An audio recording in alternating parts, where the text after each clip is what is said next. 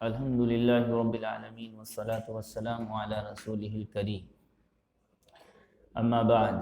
فاعوذ باللہ من الشیطان الرجیم بسم اللہ الرحمن الرحیم حامیم والکتاب المبین انا انزلناہ فی لیلۃ مبارکۃ انا کنا منذرین فیہا یفرق کل امر حکیم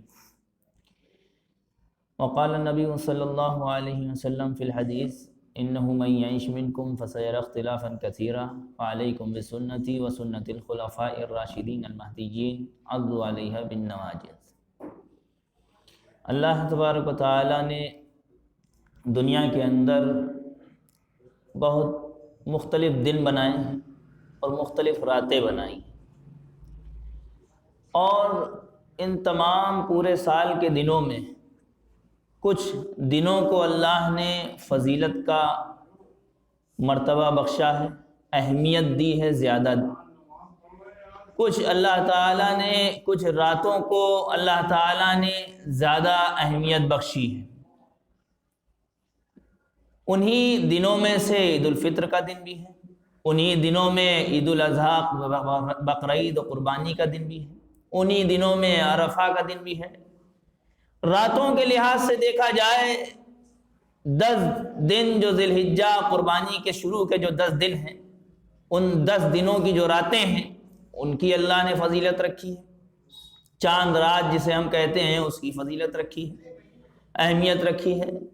اسی طرح قربانی کے دن جو رات ہے اس کی بھی اہمیت رکھی ہے، عرفہ کے دن کی جو رات ہے اس کی بھی اہمیت رکھی ہے۔ اسی طرح اللہ نے رمضان میں شب قدر ہے اس کی بھی ایک بہت بڑی اہمیت رکھی ہے۔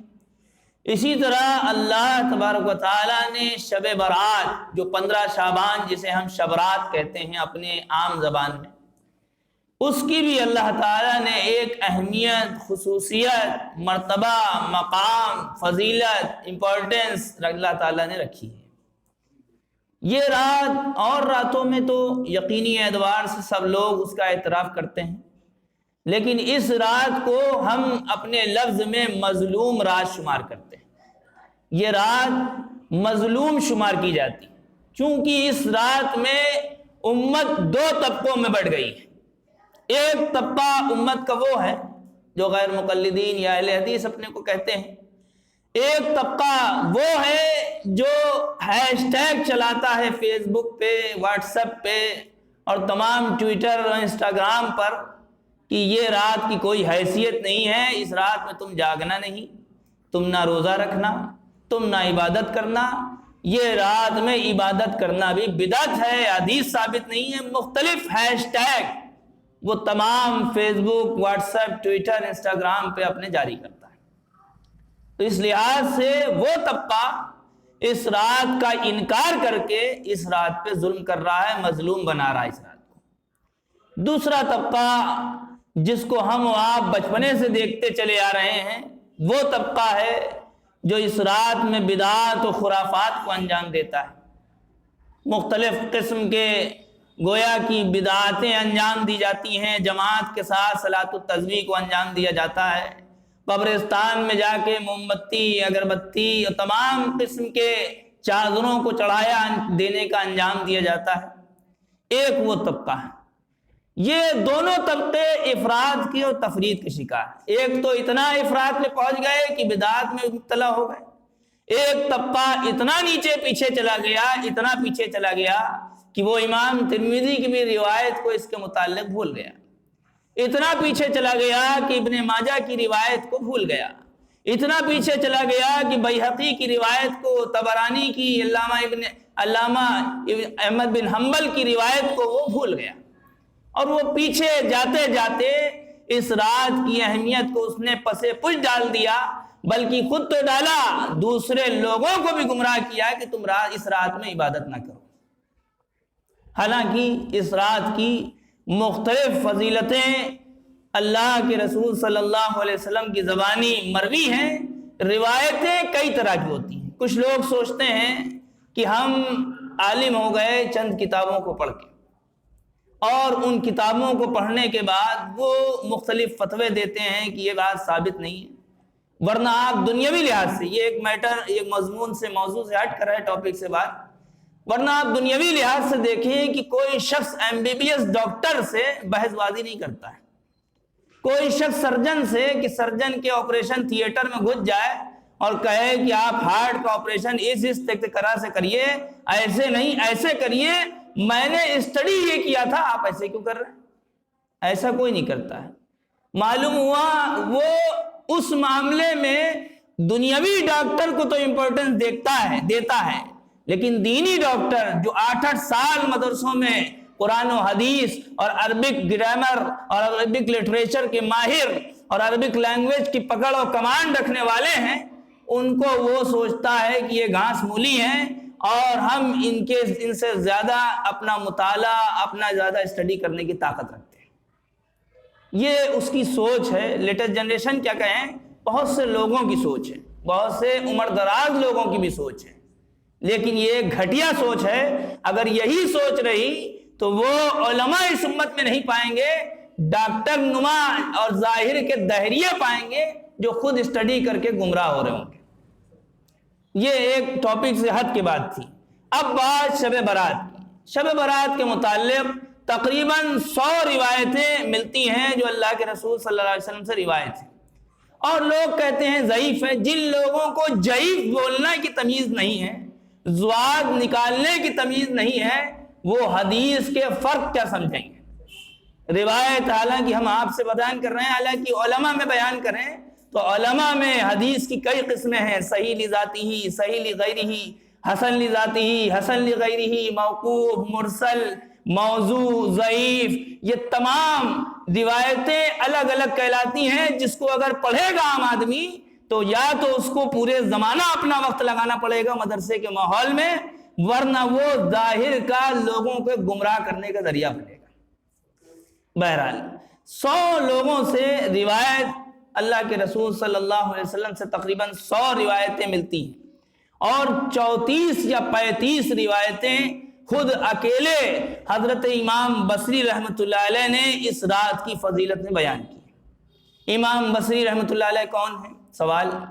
امام حسن بصری رحمۃ اللہ علیہ ام سلمہ رضی اللہ عنہ جو اللہ کے رسول صلی اللہ علیہ وسلم کی بیوی محترمہ تھی، ان کی جو خادمہ تھی، نوکرانی تھی، ان کے بیٹے ہیں، اور امام حسن بصری نے جو پرورش پائی ہے وہ اللہ کے رسول کے گھر میں پائی ہے۔ اتنی قربت ہے اللہ کے رسول صلی اللہ علیہ وسلم سے۔ اس شخص سے تقریباً 33 یا 34 صحابہ سے اس امام بصری رحمۃ اللہ علیہ شخص نے ولیوں کا تمام سلسلہ، اکثر ولیوں کا سلسلہ حضرت امام بصری سے ملتا ہے۔ امام بصری رحمۃ اللہ علیہ سے 33 یا 34 صحابہ سے امام بصری رحمۃ اللہ علیہ نے اس شب برات کے سلسلے میں 15 شعبان کے سلسلے میں روایتیں بیان کی۔ رہی بات روایت کی، روایت کے سلسلے میں حضرت عائشہ رضی اللہ عنہ کی روایت ہے ابن ماجہ کی۔ ابن ماجہ صحاح ستہ کی ایک کتاب ہے۔ ابن ماجہ رحمۃ اللہ علیہ عراق کے شہر قزوین میں 209 ہجری میں پیدا ہوئے۔ اتنے زبردست عالم تھے، تقریباً 4000 حدیثیں اپنی کتاب سنن ابن ماجہ میں انہوں نے لکھی ہیں، اور علامہ ابن ماجہ رحمۃ اللہ علیہ زبردست عالم بھی گزرے ہیں۔ لہذا وہ لوگ جو کہتے ہیں ضعیف ہے، ضعیف نہیں، ہم صاف لفظوں میں کہیں کہ ضعیف ہے، جو ضعیف بولنا تک نہیں جانتے ہیں، وہ علامہ ابن ماجہ رحمۃ اللہ علیہ کی 4000 حدیثوں کیا 40 حدیثوں کے بھی حافظ نہیں ہوں گے۔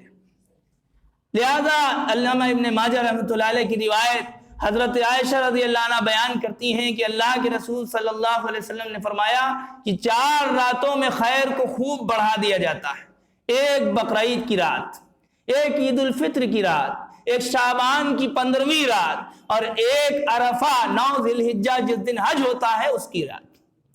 اور یہ نزول ہوتا رہتا ہے یہاں تک کہ فجر کی اذان ہو جاتی ہے۔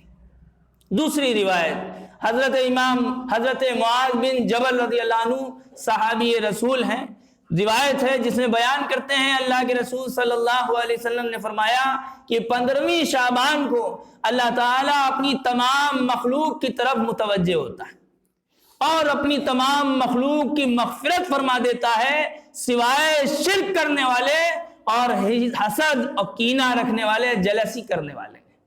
اور اس کے بارے میں اس کی روایت کی سند کے لحاظ سے بیان کیا، طبرانی میں بھی ہے، بیہقی میں بھی ہے، ابن ماجہ کی بھی ہے، امام احمد بن حنبل نے بھی اس کو نقل کیا ہے۔ تیسری روایت حضرت علی رضی اللہ عنہ سے، اللہ کے رسول صلی اللہ علیہ وسلم نے فرمایا، اس کی پوری تفصیل بعد میں بیان کریں گے۔ ایک آیت جو قرآن کی آیت ہے سورہ دخان کی، حامیم والکتاب المبین انا انزلناہ فی لیلۃ مبارکۃ انا کنا منذرین فیہا یفرق کل امر حکیم، اس آیت کے سلسلے میں تحقیق کیا ہے؟ عمومی اعتبار سے یہ آیت، یقینی عمومی اعتبار سے جمہور اکثر مفسرین اور قرآن کی تشریح کرنے والے، ایکسپلین کرنے والوں نے اس آیت میں جو آرات بیان کی ہے وہ شب قدر بیان کی۔ اکرمہ رحمۃ اللہ علیہ ایک بڑے عالم ہیں، اللہ والے ہیں، وہ کہتے ہیں کہ شب برات، اس کی تطبیق جو ملان کیا ہے وہ عبداللہ بن عباس رضی اللہ عنہ نے کیا ہے۔ علامہ آلوسی رحمۃ اللہ علیہ کی ایک کتاب ہے روح المعانی نام کی، عربی میں تفسیر کی کتاب ہے، قرآن کی ایکسپلین کی کتاب ہے۔ علامہ آلوسی رحمۃ اللہ علیہ نے عبداللہ بن عباس رضی اللہ عنہما سے روایت بیان کی ہے کہ اللہ کے رسول انہوں نے بیان کیا کہ 15ویں شعبان کو انسان کے جو سال بھر کے جو جینا ہے، مرنا ہے، رزق بٹنا ہے، ان تمام چیزوں کو انسان کے سال بھر کے تمام انسانوں کے وہ 15ویں شعبان کو لکھ دیے جاتے ہیں، اور شب قدر میں جو رمضان میں ہوتی ہے اس رات میں اللہ تعالیٰ فرشتوں کے، زمینی فرشتوں کے جو پہلے آسمان کے فرشتے ہیں ان کو اللہ تعالیٰ ان کے حوالے کرتا ہے۔ اس کی مثال یہ ہے کہ ایک ڈائجسٹ پیپر ہو، ڈائجسٹ کاپی ہے مان لیجئے بہت موٹی، پورے سال کا سلیبس اس میں لکھا ہے، پورے سال کا، اب ہر مہینے کا کوئی نقل کرے دوسرے رجسٹر میں، یہی مثال پوری دنیا کی تقدیر کی ہے، اللہ نے لوح محفوظ میں سب لکھ دیا، اب اس سے ہر سال الگ رجسٹر میں جو ٹرانسفر ہو رہا ہے وہ اسی رات میں ٹرانسفر ہو رہا ہے، اور وہ رجسٹر فرشتوں کو جو حوالے کیا جا رہا ہے وہ شب قدر میں حوالے کیا۔ یہ علامہ آلوسی رحمۃ اللہ علیہ نے روح المعانی نام کی کتاب جو انہوں نے لکھی ہے تفسیر کی، اس میں اس تشریح کو انہوں نے بیان کیا، عبداللہ بن عباس رضی اللہ عنہ سے روایت بیان کی۔ اب آگے اس آیت کے بعد، اس تشریح کے بعد فضیلت، ابن ماجہ کی ہی روایت ہے حضرت علی رضی اللہ عنہ سے، اذا كانت لیلۃ النصف من شعبان فقوموا لیلها وصوموا نہارها، کہ جب 15ویں شعبان ہو تو تم اس کی رات میں کھڑے ہو کر عبادت کرو، وصوموا نہارها، اور دن میں اس کے روزہ رکھو، فإن اللہ ينزل فيها لغروب الشمس إلى السماء الدنيا، عمومی اعتبار سے آپ نے تقریر کرنے والوں خطبہ سے سنا ہوگا کہ ہر دن جو اللہ کی خاص رحمت پہلے آسمان پہ آتی ہے وہ تہجد کے وقت میں آتی ہے، آخری وقت میں، تہجد کے آخری وقت میں، لیکن اس روایت کی بنیاد پہ اللہ کے رسول صلی اللہ علیہ وسلم نے اس روایت میں جو بیان فرمایا فَإِنَّ اللَّهَ يَنزِلُ فِيهَا لِغُرُوبِ الشَّمْسِ إِلَى السَّمَاءِ الدُّنْيَا، اللہ مغرب کے بعد سے ہی، مغرب کے وقت سے ہی اللہ پہلے آسمان پہ آتے ہیں، مراد اللہ کی خاص رحمت، اللہ کی خاص بخشش، خاص عطا، خاص مغفرت، یہ پہلے آسمان پہ اتر کے آ جاتی ہے۔ پھر فیقول، اللہ تعالیٰ فرماتے ہیں، گویا فرشتوں کی زبانی کہلواتے ہیں، الا من مستغفر فاغفر له، ہے کوئی مغفرت طلب کرنے والا کہ میں اس کی مغفرت کروں، الا مسترزق، دنیا میں ہر شخص رزق کے سلسلے میں سب سے زیادہ پریشان ہے، بڑا طبقہ، بڑی تعداد اللہ والوں کو چھوڑ کر جو اپنی آخرت کے سلسلے میں پریشان ہے اور مطمئن نہیں ہے، ورنہ اللہ کے ولیوں کے علاوہ اکثر طبقہ صرف اپنی تگ و دو جو الجھنے ہیں اس کی رزق کے سلسلے میں، اور رزق میں کھانا پینا صرف نہیں آتا ہے بلکہ رزق میں گھر بھی ہے، رزق میں اس کے کپڑے بھی ہیں، رزق میں اس کی بیوی بھی ہے، اور رزق میں تقریباً علماء نے 8 چیزیں بیان کی ہیں جو رزق میں شمار کی جاتی ہیں۔ اس کے لیے اعلان ہو رہا ہے الا مسترزق فارزقہ، ہے کوئی رزق مانگنے والا تو میں اس کو رزق عطا کروں، الا مبتلن، ہر شخص کسی نہ کسی پریشانی میں مبتلا ہے، دنیاوی ہو یا اخروی ہو۔ اس کے بارے میں فرمایا الا مبتلن، ہے کوئی آزمائش میں مبتلا، پریشانی میں ڈوبا ہوا، فاعافیہ، تو میں اس کے ساتھ بھلائی کا، عافیت کا، درگزر کا معاملہ کروں۔ الا قضا الا قضا، اسی طرح اللہ تعالیٰ گناتے رہتے ہیں، ہے کوئی ہے کوئی ہے کوئی، حتی یطلع الفجر، یہاں تک کہ فجر طلوع ہو جاتا ہے، یعنی تہجد کا وقت ختم اور فجر کا وقت شروع ہو جاتا ہے، اس وقت تک مغرب سے، عام دنوں میں تہجد کے وقت میں ہو رہا ہے، لیکن اس رات میں مغرب سے اللہ کی طرف سے یہ اعلان ہو رہا ہے اور تہجد کے ختم ہونے تک یہ اعلان ہوتا رہا۔ ابن ماجہ کی یہ روایت ہے۔ دوسری روایت حضرت عائشہ رضی اللہ عنہ سے، حضرت عائشہ رضی اللہ عنہ نے بیان فرمایا، اللہ کے رسول صلی اللہ علیہ وسلم نے فرمایا ان اللہ ینزل فی لیلۃ النصف من شعبان الی سماء الدنیا، کہ 15ویں شعبان میں اللہ تعالی 15ویں شعبان میں پہلے آسمان کی جانب نازل ہوتے ہیں، یعنی خاص بخشش، خاص رحمت۔ فَيَغْفِرُ لِأَكْثَرِ مِنْ عَدَدِ شَعْرِ غَنَمِ بَنِي کلب، اللہ تبارک و تعالی بنو کلب ایک قبیلہ عرب میں ہوا کرتا تھا، عرب میں ایک بنو کلب نام کا قبیلہ ہوتا تھا جس کے پاس بہت بکریاں تھیں، اور ان لازمی سی بات ہے جب بکریاں ہیں تو بکریوں کے بعد، جب بکریاں زیادہ ہوں گی تو بکریوں کے بال بھی زیادہ ہوں گے۔ اللہ کے رسول صلی اللہ علیہ وسلم نے فرمایا اللہ اس 15ویں شعبان میں آسمان دنیا پہ آتا ہے، یعنی خاص بخشش، اللہ بنو کلب کی بکریوں کے جو بال ہیں ان سے بھی زیادہ بڑی تعداد میں اللہ اپنی مخلوق کی مغفرت فرماتے ہیں، معافی دیتے ہیں۔ رہی بات شب برات کو، لیلۃ البرات کو، اس کو برات کسے کہتے ہیں؟ برات اس لیے نہیں کہتے کہ میلے ٹھیلوں میں برات کے ساتھ جایا جائے، برات اس لیے نہیں کہتے کہ قبرستان میں برات کی شکل میں جایا جائے، اس کو برات کہتے ہیں بے گناہی کی وجہ سے۔ آپ نے سنا ہوگا کہ کوئی شخص کورٹ سے بری ہو گیا تو لفظ استعمال ہوتا ہے بری، بری کا جو لفظ نکلا ہے وہ برات سے، بے گناہی سے نکلا ہے۔ لہذا اس رات میں اللہ کی طرف سے جو بے گناہی کے فیصلے ہوتے ہیں، معافی کے فیصلے ہوتے ہیں، بخشش و عطا کے فیصلے ہوتے ہیں، اس لیے اس کو لیلۃ البرات، شب برات کہا گیا، بے گناہی کی رات کہا گیا۔ اور رہی بات اعمال کی، اس رات میں کون سے اعمال کرنے چاہیے؟ اس رات کے 3 اعمال ہیں، اس رات اور اس کے اگلے دن کے۔ ایک عمل سنت ہے، 2 عمل مستحب ہے۔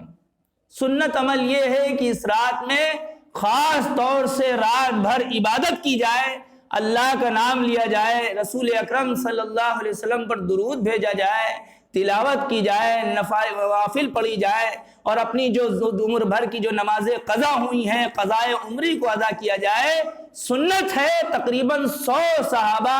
رضی اللہ عنہم سے اس رات کی روایت منقول ہے۔ اب کچھ لوگ جو انکار کرتے ہیں، پھر سے واپس انہی بات پہ آتے ہیں، جو لوگ انکار کرتے ہیں تو وہ جس کو فالو کرتے ہیں۔ علامہ مبارک پوری رحمۃ اللہ علیہ ایک بڑے عالم بھی گزرے ہیں، غیر مقلدین ان کو بہت زیادہ فالو کرنے والے۔ تحفۃ الاحوذی نام کی کتاب لکھی ہے، ترمذی کی شرح ہے، وہ ترمذی کی گائیڈ بک ہے، اس میں انہوں نے صاف لکھا ہے کہ اس رات کے بارے میں جو لوگ حجت و دلیل پیش کرتے ہیں اس کے خلاف، ان کی حجت و دلیل کا کوئی اعتبار نہیں، بلکہ اس رات کی فضیلت کا ایک اعتبار و ایک اہمیت ہے۔ تحفۃ الاحوذی نام کی کتاب میں علامہ مبارک پوری نے لکھا، جن کو اکثر غیر مقلدین اور اہل حدیث جو اپنے کو کہتے ہیں ان کی اتباع اور ان کو فالو کرتے ہیں۔ دوسرے علامہ البانی کو بھی بڑی تعداد غیر مقلدین کی فالو کرتی ہے۔ علامہ البانی کہتے ہیں کہ جو شخص یہ کہتا ہے کہ اس رات کے سلسلے میں کوئی صحیح سند، کوئی بات معتبر نہیں ہے، تو اس کی بات کا، جو یہ بات کہے کہ اس رات کا کوئی اعتبار نہیں، اس کی بات کا تم اعتبار نہ کرو۔ لہذا آپ دیکھیں گے کہ لوگ عبادت کی طرف تو نہیں بلا رہے ہیں، لوگ امت کو جوڑنے کی طرف نہیں بلا رہے ہیں کہ آؤ فرقوں کو چھوڑ کر ایک ہو جاؤ، آؤ متحد ہو جاؤ۔ لوگ عبادت سے روکنے کے لیے انسٹاگرام اور ٹویٹر، واٹس ایپ، فیس بک پر یہ ہیش ٹیگ چلا رہے ہیں کہ اس رات کی کوئی حقیقت نہیں ہے، تم لوگ سو جانا، تم لوگ اس رات کو نہ جاگنا۔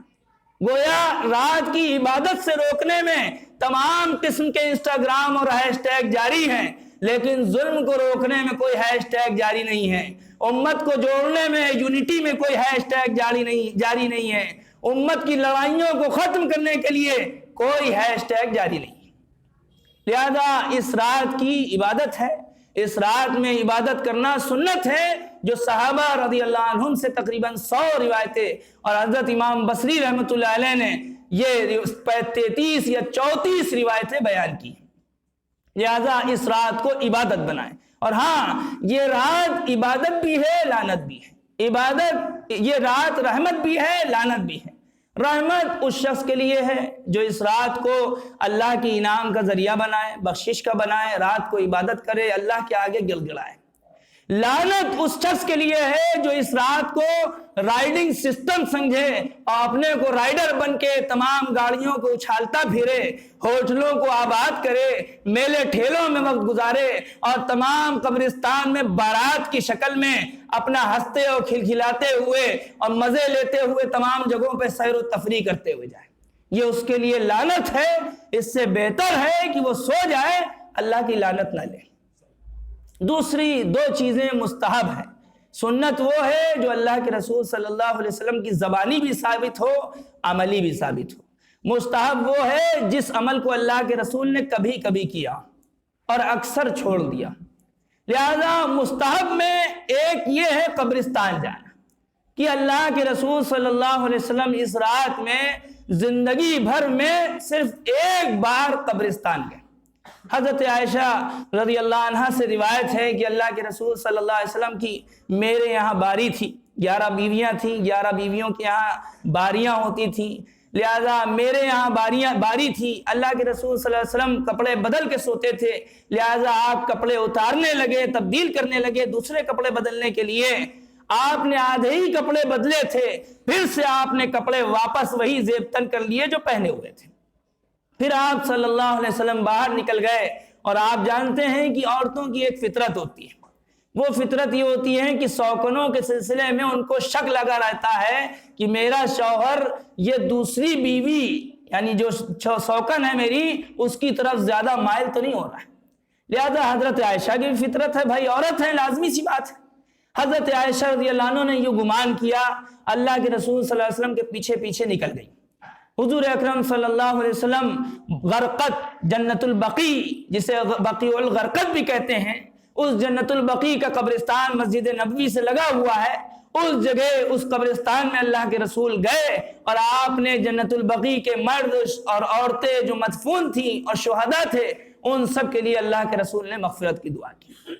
زندگی میں ایک بار اس رات میں آپ صلی اللہ علیہ وسلم قبرستان گئے ہیں، لہذا یہ مستحب ہے، سنت نہیں ہے، اور مستقل مستحب کو اگر کوئی سنت سمجھ کے کر رہا ہے تو وہ گناہگار ہے۔ اس لیے قبرستان اگر جائیں تو کسی سال چلے جائیں، کسی سال نہ جائیں،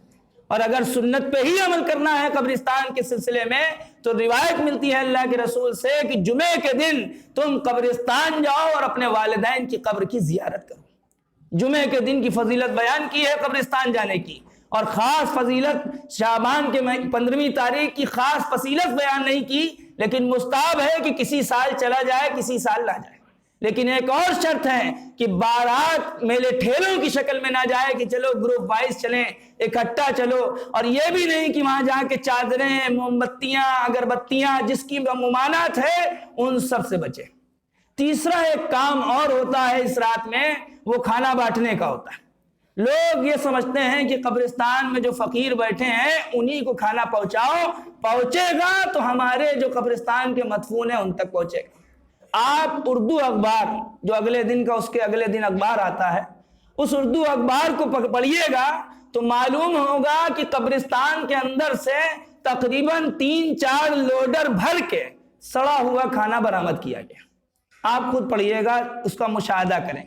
تو ایک بھرے ہوئے پیٹ کو کھلا رہے ہیں جو آپ کا کھانا سڑا کے پھینک رہا ہے، اور آپ ایصال ثواب کی نیت کر رہے ہیں۔ اور آپ کے گھر کے بغل میں کوئی بیمار ہے، اس کی دوا کی کوئی ضرورت ہے، آپ اس کی فکر نہیں کر رہے ہیں، اللہ کے یہاں آپ سے پوچھ ہو جائے گا۔ ایک کوئی شخص بیچارہ بیچاری بیوہ ہے، مطلقہ ہے، بچوں کی خبرگیری خیرگیری کر رہی ہے، رات دن نوکری بھی کر رہی ہے، وہ محتاج ہے، اللہ کے یہاں آپ کی پوچھ ہو جائے گی اس کے سلسلے میں۔ یہ دوسرا عمل۔ تیسرا عمل روزے کا۔ روزے کے سلسلے میں مستحب ہے، کسی سال رکھے کسی سال نہ رکھے، لیکن مفتی تقی عثمانی صاحب دامت برکاتہم نے بہترین بات کی۔ ہر مہینے میں 13، 14، 15 تاریخ کو روزہ رکھنا سنت ہے، ہر مہینے میں اللہ کے رسول صلی اللہ علیہ وسلم کا معمول رہا ہے۔ لہذا بہترین طریقہ بیان کیا کہ بہتر تو یہی ہے کہ پورے شعبان کے مہینے میں بندہ روزہ رکھے، اور اگر یہ نہیں ہو سکتا تو کم سے کم 13، 14، 15 کی نیت کر کے، سنت کی نیت کر کے، اسی میں یہ شعبان کے دن کا روزہ آ جائے گا، 15ویں شعبان کا، یہ تینوں دن کی نیت کر کے یہ روزہ رکھ لیں، سب سے بہتر یہ۔ اور نہیں رکھ سکتا تو اگر ایک دن کا بھی روزہ رکھ رہا ہے تو اس کے لیے کوئی گناہ نہیں ہے۔ اگر ایک ہی دن کا ہمیشہ رکھتا ہے تو کسی سال رکھے کسی سال نہ رکھے، بہتر ہے رکھ لے، اللہ کے حضور میں گڑ گڑائے۔ ورنہ ہم خود جانتے ہیں کہ لوگوں کا کھانا 2 ٹائم ہوا کرتا ہے اور ہمارا کھانا 5 ٹائم ہوا کرتا ہے۔ اللہ تعالیٰ عمل کی توفیق عطا فرمائے۔ اور آخری بات یہ کہ مکتب الصالحات جو شہاب الدین موبائل والے ہیں ان کے اوپر قائم ہیں، اپنے گھر کی مستورات بہنوں بیٹیوں ماؤں کو وہاں بھیجیں۔ انشاءاللہ سنیچر کے دن ایک مردانی بات بھی ہوگی، اجتماع ہوگا عصر کے بعد، ان کو بھیجیں۔ تیسری ایک بات یہ ہے کہ ہم اپنے معاملوں میں کم لگ کر اہل فلسطین کے غم کو بھول گئے۔